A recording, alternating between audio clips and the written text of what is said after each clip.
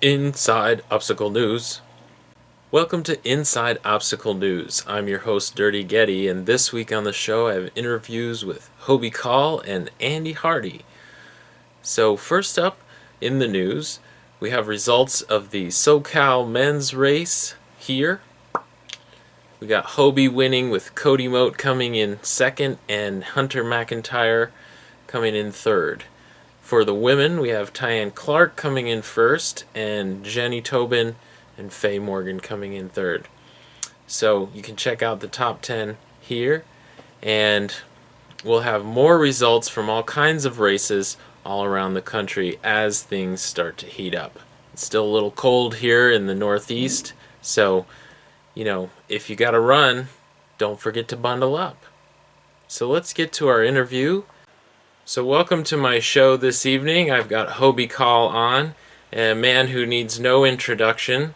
But let me just get started and ask you, well, everybody knows who you are and kind of where you're from.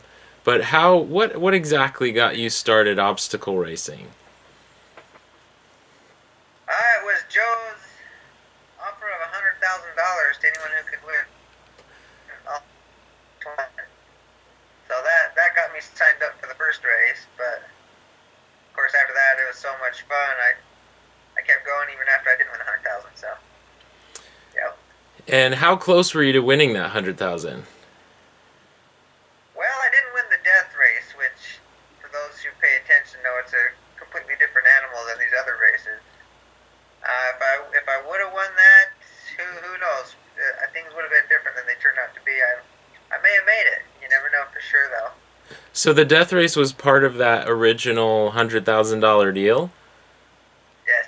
Oh, wow. I see. I never knew that little detail there. That's interesting. And at what point did you say, hey, this is, something I'm really, really good at, and I want to keep pushing to make it kind of like my life? Honestly, the first race. I'm decent at marathons, road running. Not that I couldn't be even better than I was, but I've always liked working my whole body, upper body, everything, and this just caters to that more. So as soon as my first race was done, I was like, this is totally my sport. If you could, recap that SoCal race for me. Oh, that was a tough race. Now what's funny is Cody and Hunter are my best competitors, at least so far. And I went out of my way to make sure they were going to be there. So, as soon as I heard there was prize money, I type up to Cody. I'm like, Cody, there's going to be prize money. This is so your kind of race, so your kind of course. It's long, it's really hilly, which he likes. I'm like, you got to be there. You got to be there. And he's like, well, I don't know. I'll think about it. And I was like, I'll even. And he lives a couple hours from here, but it's on my way down to California. So I'm like, I'll come and I'll pick you up and I'll bring you down, give you a place to stay, and I'll bring you back home when we're done if I have to. So he decided they decided to go down as a whole family, so he went by himself. But I want to make sure he was there and Hunter at the same time. I was like, I don't know, winning races by 5 or 10 minutes is fun, but it means a lot more if your best competition is there. So it's a little nerve-wracking at the same time because you're like, here I am encouraging my best competition to come and try to take $2,000 prize money from me. But it's okay. It's just so much more meaningful when you win when your best competitors are there. So Absolutely. anyway, they definitely gave me a run for my money, no doubt about it. Hunter ended up struggling a little with the longer hills, but he'll prove to be formidable in the right kind of course. But Cody, man, right from the start, he decided he was gonna prove to everybody he was the hill master, and he just took off, and I was chasing him the first 4 miles. So you were able to basically kind of keep up. Yeah, for the first half. We were neck and neck. We go through, and you can see, when we come back to the spectator area, we have the 8-foot walls and the traverse wall, and there's a picture of us going across the 8-foot wall. We're it's like we're in sync. That was a great picture. It was fun, and then we take off, and the next 4 or 5 miles, however far it is after that, we were literally changing back and forth, who was leading, who was pushing, but neither one of us got more than 5 feet ahead of the other person the rest of the race. All the way to where we came down with about 200 meters left in those last 5 so. We both jumped in the water together to swim, and luckily I outswam him by about 10 seconds or so just to get that little jump on him. And then I got over to the Hercules hoist, and the Hercules hoist, it was all of 50 meters to the finish line, And I got there, and I got mine pulled up to the top about the time he was getting there. That's how close we were. And then he struggled on that and had to do burpees, and then he missed the spear throw and had to do burpees. So if you look at our times, we finished about 4 minutes apart. But in all reality, with 50 meters to go, we were 20 seconds from each other. So he definitely pushed me very hard the whole way. What races do you have coming up next? The Arizona Sprint in 2 weeks, or a week and a half, I guess. After that, I'm going to Mexico the very next weekend for a Spartan Sprint. And then after that will probably be Georgia. Okay. Spartan Sprint. Very cool. Now, yeah. Tell me a little bit about the Reebok relationship, or as much as you can reveal on that, and how that's going to change, well, just your life and how much you can race and how much are you working on the side at all, or is it just Spartan and that's all you're doing right now? As far as my contract, actually, it's not finalized yet. We're still working out little details. Okay. But I imagine it'll work. But yeah, I plan to be able to just be a professional athlete, live my lifelong dream. So it's exciting. Now, I heard previously you do like HVAC stuff. Are you still working some part-time, or are you just training mostly and then racing weekends? No, just train and race, and I haven't had to work HVAC for a full year now, actually. Oh, that's awesome. So you're totally professional for a whole year at this point. Yeah, I don't know how. We look at our bills and how much money we're bringing in and how much is going out, and it doesn't add up. But somehow we managed to make it. We got a little bit of prize money here at races, and then my workout DVD that I made, and sells a little bit here and there, and somehow it's all managed to get us through a year. Any other races besides Spartan this year? As of right now, no. I imagine I'll end up getting in 1 or 2 superhero scrambles. Those are pretty fun, and I love the team concept of teams racing against teams. So I want to support that. And who knows what else might pop up? There's races popping up. There'll probably have to be pretty decent prize money for me to show up. So maybe Epic. If Epic works out, I might do that. And you never know. You never know what else might be around the corner a few months from now. So are you a big supporter of the whole OCR in the Olympics kind of movement? Absolutely. Yeah. There's no reason why this sport couldn't be in the Olympics. It's the kind of sport people like to watch. It's kind of the sport people want to participate in. They don't just want to just be skinny runners. But they don't want to be big, huge, 300-pound bodybuilders. The kind of bodies this sport creates, that's what most people want. It'll get the spectators. It's got the fan base already. I mean, it would be a perfect Olympic sport, definitely. I've been a big pusher of, if you really want this on television, you really want people excited to watch it, you got to focus on the shorter races, because people want to watch obstacles. They don't want to watch people hiking up and down mountains. They want to watch obstacles, and they want to see intensity. And need shorter races to get that high intensity and obstacles in there. The Australians and the UK are putting together obstacle racing leagues, and we're sort of lagging behind. Do you think there's a strategy that we could kind of implement to maybe bring some of the smaller races together to form a league so that we can compete with the bigger races like Spartan? Absolutely. The biggest mistake Spartan is making is pretending they're the only sport out there and that nobody else exists. It drives me crazy. I've let them know, and it bothers them that I make a big deal of it, because that's the way they want it, and that's not the way I want it. I'm a big fan of team racing. In individual racing, there's going to be 3 or 4 professional obstacle racers, and that's it. If we made it team racing, then you could have 20 or 30 professional racers, and that's going to help the sport a ton just right there. But also, the teams, the way I'd like to see is the teams are all made up of different obstacle racing organizations. So Spartan has a team, Tough Mudder has a team, Warrior Dash has a team, Superhero Scramble has a team. All the organizations come with teams, and then we have big races with good prize money. And all the teams get together in one race and they race it. So one day everybody's coming to a Spartan race to race together. Another time we go to a Tough Mudder to race together. Another time we go to a Superhero and all the teams race together. If the different organizations would work together and do that one thing, this sport would be on television and be so popular so fast, and all of the organizations would thrive because of it. Spartan seems to think that if the other organizations are thriving, then it's going to hurt them for some reason. But that's totally not true. There's plenty of people out there that 10 different organizations could all be very, very successful. Yeah, I mean, the limitation for me is not so much what races are around. Like, I've got to decide whether I'm going to do Tough Mudder or Spartan on any given weekend. It's whether that weekend is free for me or not. They're more competing for my time with my family and the dollars in my wallet than they are really competing against each other. I mean, for me personally, what would you say is your favorite race or I'm sorry, favorite obstacle, and what would you say is the most fun obstacle that you've done? My favorite, I'd probably say the Tyrolean Traverse. Maybe just because we don't have it very often and I'm really good at it. Even the barbed wire crawls. I don't know, the barbed wire crawls aren't fun. I guess barbed wire crawls are only my favorite because that's where I can gain a lot of time on people there. I'm really fast through the barbed wire.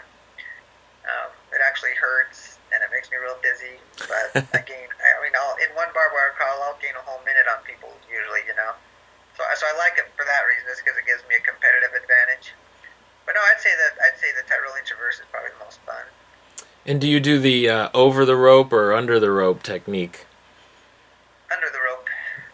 Takes a little more strength, but if you're good at it, it's a lot faster. Yeah. Now, I'm a big chocoholic, so tell me about this homemade chocolate. Oh, it's the best. I use almonds and oatmeal and sugar. I blend those all together into a nice fine powder in the blender, so you don't even know they're in there.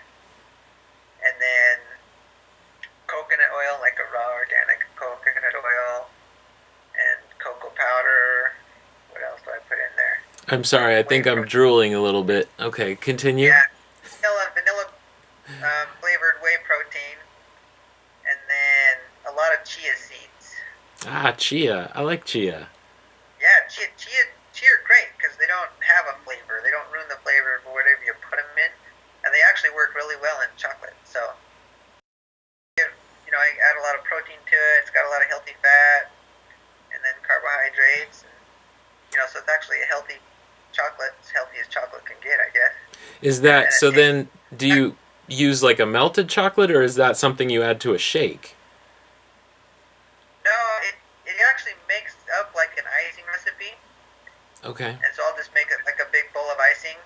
Then the chia actually the cheesies don't even change the texture very much. Then I just put it in the fridge. I just eat a spoonful or two every day. Wow. We're going to have to post that recipe or something. That sounds awesome. Yeah, I actually have it on my DVD. Okay. But yeah, someday I'll probably post it on hobiecall.com too.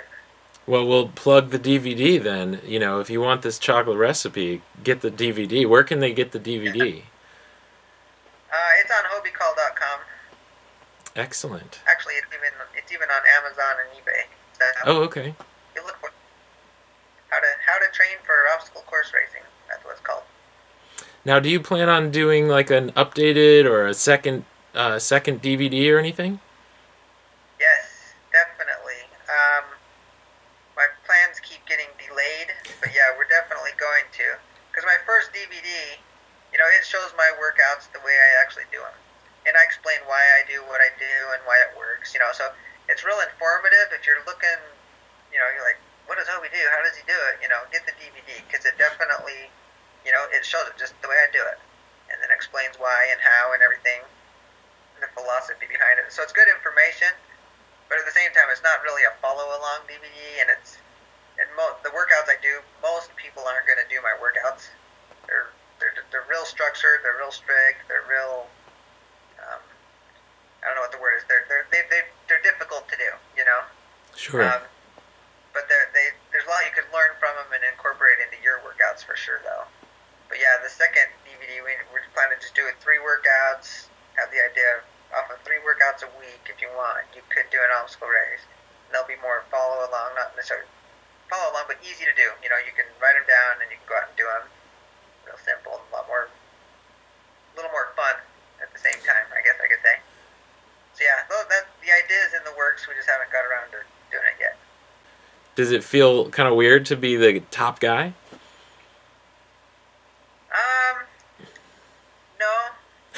Ever since I was just a kid, I've imagined myself being the best someday.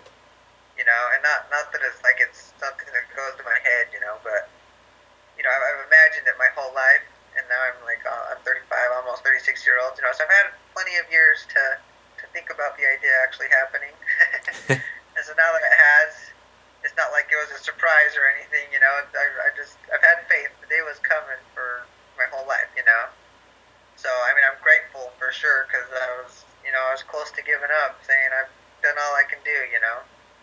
So I'm definitely grateful for it, and in a way, it's nice because it is just really in this small world, you know. I go to a race and it's like I'm a superhero, but I can be walking down the street and nobody will have a clue who I am, you know.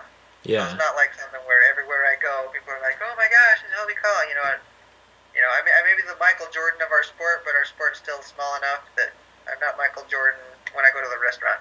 That's cool. Yeah, I'm sure it would be kind of weird, you know, people asking you to sign things when you're out at dinner with your family or something like that. It would be odd. Yeah, it is. It has happened a few times. It's kind of interesting, but yeah, it's rare. It doesn't happen very often. That's cool. Well, thanks again for being on the show. I really appreciate it. And we'll look at your HobieCall.com website, and viewers can check out your DVD and everything. And so I really appreciate you being on the show. Thanks a lot. Yeah, thanks for having me on, Joel. All right, we'll talk to you soon. All right, thanks. That was pretty awesome. Thanks, Hobie, for being on the show. Next up, Andy Hardy. So tonight on the show with me is Andy Hardy. And she is famous for all kinds of crazy stuff, including duct tape and lots of hijinks. So you've seen her around in her lime green. So here she is, Andy Hardy. Welcome to the show. Thank you. It's an honor to be on your show. Thanks. And so tell me a little bit about yourself, where you are, and how you got started in obstacle racing. Okay. Well, I live in Atlanta, Georgia, and I got started in obstacle course racing about a year ago. I did a Merrill Down and Dirty just for fun. I actually had done a triathlon 2 weeks before that, and had done the triathlon just to get in shape as a goal, and didn't think I could run. But on the day of the triathlon, I ran the 5K and surprised myself and realized I could run. And so I decided to do the Down and Dirty because I'd always wanted to do a mud kind of obstacle race, and I finished first in my age division. So I really surprised myself and said, "Wow, if I train, maybe what could happen if I actually train?" Because I'd only been running at that point for 2 weeks. So I wanted to do a Spartan race. I had heard about them. I saw them on the internet, and I just never thought I could do one. So I decided I'm doing a Spartan race. I signed up for the one in March here in Atlanta and started training like December 30th. So I trained for a couple of months. I did their workout of the days every day religiously, and got ready for the Spartan race. And my goal was to finish. I didn't know they didn't really do age divisions, so my goal was to finish first in my age division. And when I crossed the finish line and they told me you're second place, I was a little disappointed, thinking I was second in my age division, but then realizing I was really second overall woman, I was really excited. Wow. that really got me going. I realized that I had a little bit of talent in obstacle course racing, maybe, that otherwise I just did really well. I was very proud of myself. But with the awards, I got the sword, and I just said, I cannot have a sword without a helmet. Yeah. Just got to have a helmet to go with the sword. So my journey began, and I was seeking a helmet, and just wanted to really just just wanted to see how far I could push myself and see how fit I could get and how in shape and where my limits were. So I feel like I'm still trying to find my limits. I'm pushing myself. I'm getting stronger all the time. I don't know if I can ever be as good as some of the top women in the world, but I'm going to try. That's awesome. That's really cool. So, so have you gotten your helmet yet? I do have my helmet. Yay! Yes. Cool. And what race was it? Well, I went to Indiana in April, and I was dead set on winning. I was going to win that race no matter what, and I did. Great. But unfortunately, they did not have the helmet awards there. They, because it was a founders race, they had something else. And so when I finished, I was so excited. I thought I was getting the helmet, and then 10 minutes before the awards ceremony, they said, "Well, Andy, we don't have the helmets and the swords here." And I said, "What do you mean?" Oh, no. I came here to get that. And they said, "Dude, to be happy you won." I said, "I came here for the helmet," but I got this guy right here. Cool. Instead, and he's traveled with me all over the country, but I wanted the helmet, so I signed up for New York, and I said I'm going to win the helmet, and so I went to New York and I got the helmet. So, Awesome. Very cool. yes. Congrats. Thank you. Now, you said you were training for a triathlon just to see if you could do it. Had you done any other triathlons before that? No, I hadn't. I swam a little bit here and there. I biked a little bit here and there, and I needed something to keep me motivated and to keep me goal orientated as I was going through this journey of transforming myself from. I owned a business, and I went through several years of not exercising and being very stressed out. My life was just miserable. I wanted to make a change in my life, and so I started eating a little bit healthier and started exercising a little, and said, I think I need a goal. And so a friend of mine said, "You can swim and you can bike. Why not do a triathlon?" So I said, "Why not? I'm always up for a challenge. Always up for something new." So For that's why I sure. got started. Now, even before that, did you have any kind of athletic background at all? High school, college, anything like that?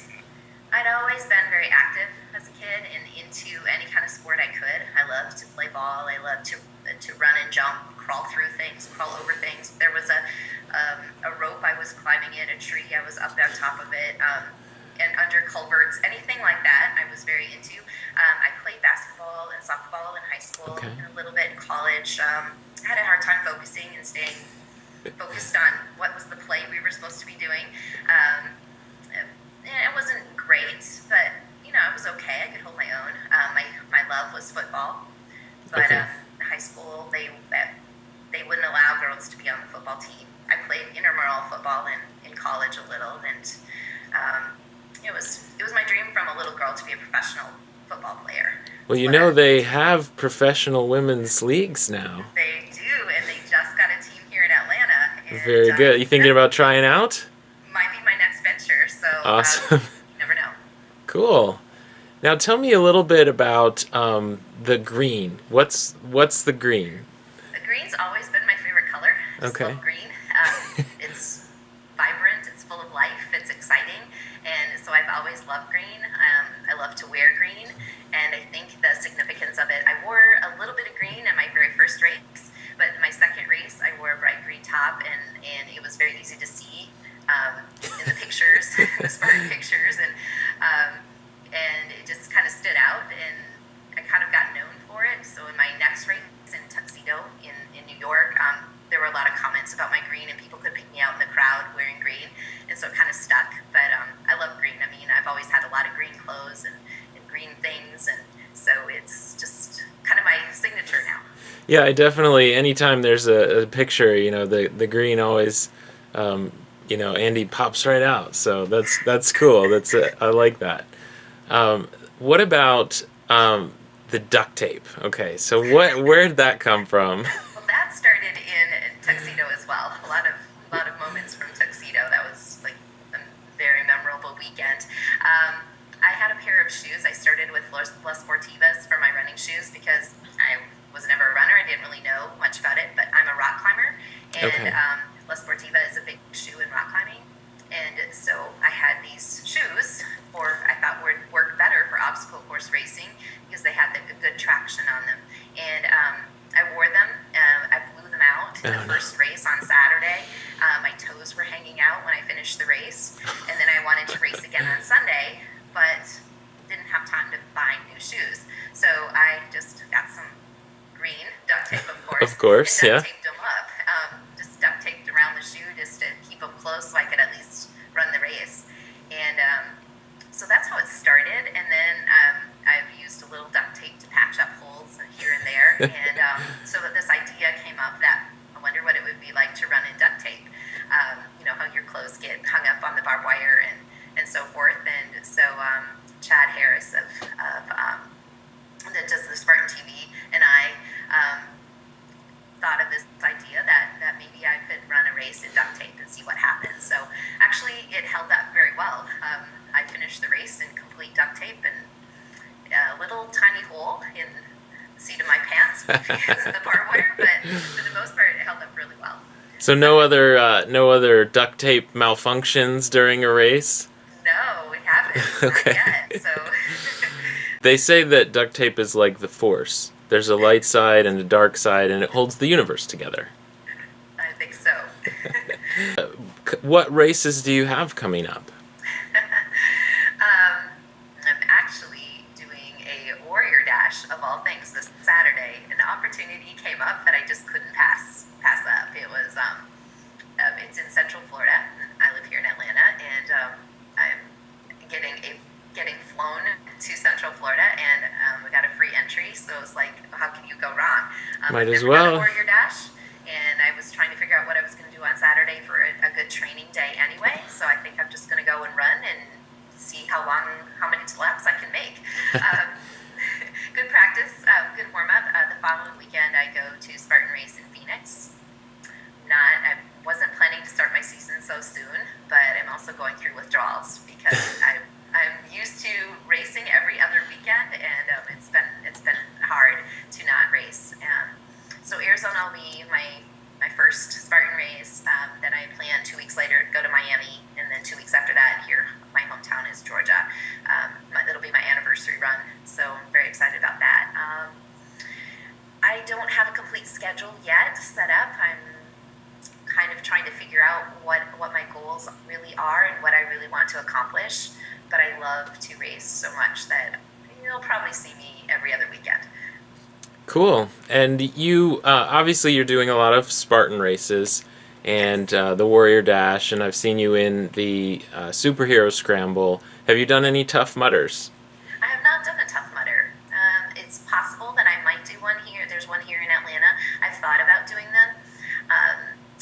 I'm a very competitive person, so I really am drawn to the races that have the competition, whether it be money or a certain prize. But I'm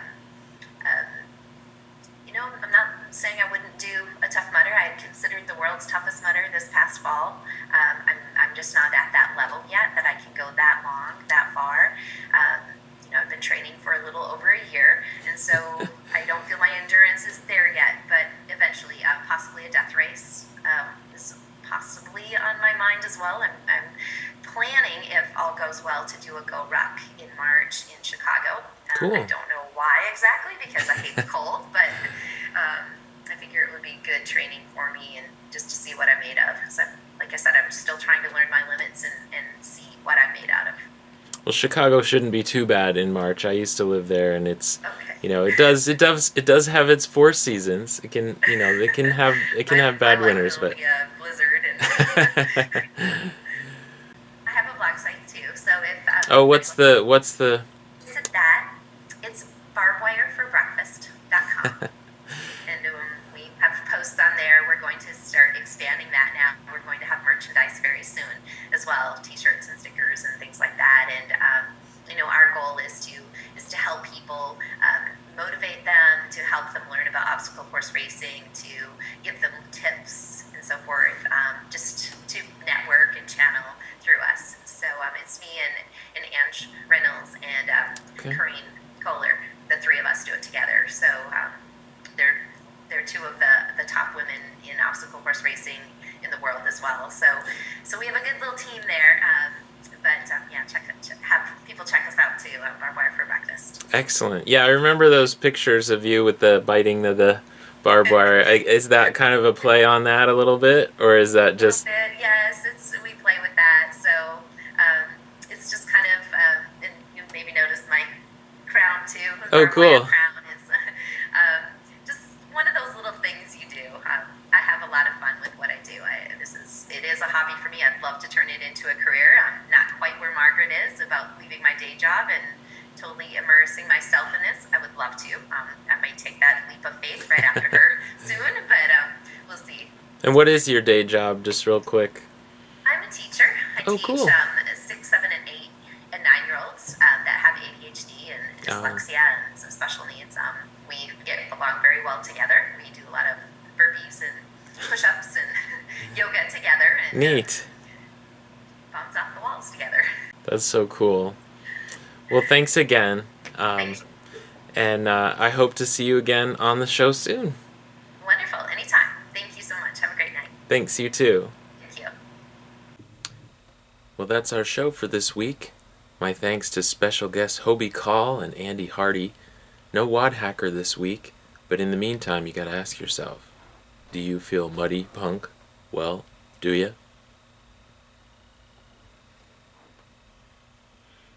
Inside Obstacle News.